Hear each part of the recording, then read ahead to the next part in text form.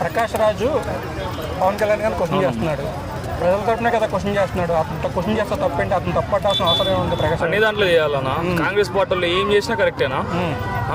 అంటే ఇప్పుడు పవన్ కళ్యాణ్ గారు బీజేపీకి మద్దతుగా ఉన్నాడు కాబట్టి ఏం మంచి పని చేసినా ఆయనకు తప్పే. ఇప్పుడు సనాతన ధర్మం గురించి ఒక లడ్డు గురించి పోరాడింది. మళ్ళీ ఆ రోజు ప్రజల తరపునే కదా పోరాడింది మన పవన్ కళ్యాణ్ గారు. మళ్ళీ ఆ రోజు ఎందుకు ప్రశ్నించింది? మళ్ళీ జస్ట్ ఆస్కింగ్ అంట. అడిగేది గుద్దల్దాం ఉంటే డైరెక్ట్ మాట్లాడాలా. మళ్ళీ ఎక్స్లోకి పోయి జస్ట్ ఆస్కింగ్ అనడం నాకు అర్థం కాదు. మా ఎలక్షన్లో మంచు విష్ణు మీద కూడా గెలుచున్నారు. ఇప్పుడు మన పవన్ కళ్యాణ్ గురించి మాట్లాడేతోడు ఏందో నాకు అర్థం కాదు. అట్లాంటి లోకంలో మనం బతుకుతున్నాం. పవన్ కళ్యాణ్ టార్గెట్ చేస్తూ ఉన్నాడనా బీజేపీని టార్గెట్? లే పవన్ కళ్యాణ్ గారు పర్సనల్గా. ఎందుకంటే ఇప్పుడు బీజేపీ మన కూటమి ప్రభుత్వం మన పవన్ కళ్యాణ్ గారి వల్ల ఫేమ్ వచ్చింది కాబట్టి పవన్ కళ్యాణ్ గారిని ఇట్లా మాటలతో కొంచెం చేస్తే కొంచెం స్టార్డమ్ కింద పడిపోతుందని అనుకున్నారు. ఇప్పుడు పవన్ కళ్యాణ్ గారిది ఏం చాతకంతనం కాదు. మాట్లాడాలి చేయాలంటే నాకు తెలిసి ఇప్పుడు ఫిలిం ఇండస్ట్రీలో అంత ఇంత ఛాన్సెస్ కూడా వస్తలేవు. రేపొద్దున ఇప్పుడు ఈయనతో పెట్టుకున్నాడు కాబట్టి జగన్ అన్న లాంటి ఈంట్లో కూర్చున్నాడు. ఈయనైతే 5 రూపాయలు బియ్యం కూడా దొరకదు తినడానికి. ఫ్యాన్స్ గిట్ట తిరగబడింది అనుకో. ఏమనుకున్నా అర్థం కావట్లే.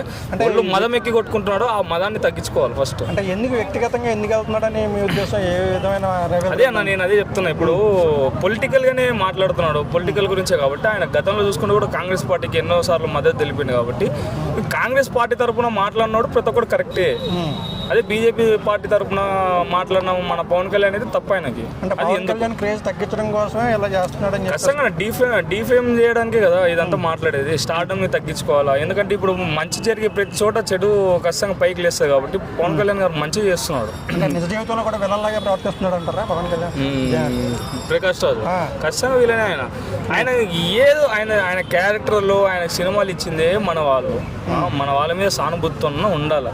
అరే విశ్వాసం లేని ఆయనని ఇంకెన్ని రోజులు బతుకుతారో నాకు అర్థం కాదు. ఏం తప్పు మాట్లాడింది ఆయన? ఆ రోజు లడ్డు గురించి అయినా సనాతన ధర్మం గురించి అయినా ఏమైనా తప్పు మాట్లాడిందా? ప్రజల కోసం నిలబడింది కదా.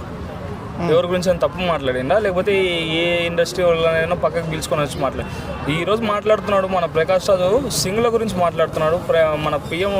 మన పిఎం నరేంద్ర మోడీ సింగ్ గారి గురించి మాట్లాడుతున్నాడు. అంత స్థాయికి ఎదిగిపోయింది. ఇక నాకు అర్థం కాదు.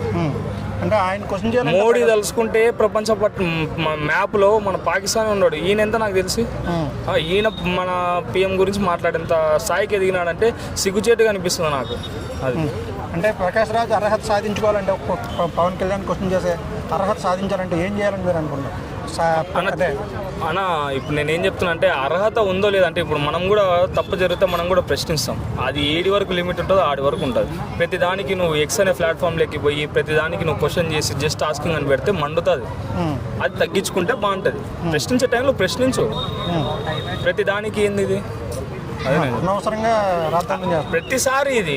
ప్రతిసారి పవన్ కళ్యాణ్ ఏ ఒక చిన్న ఇష్యూ రాని ప్రతిసారి ఈయనది మధ్యలో రావడము జస్ట్ ఆస్కింగ్ అని పెట్టడం ఎక్స్లో ఇది తప్పు.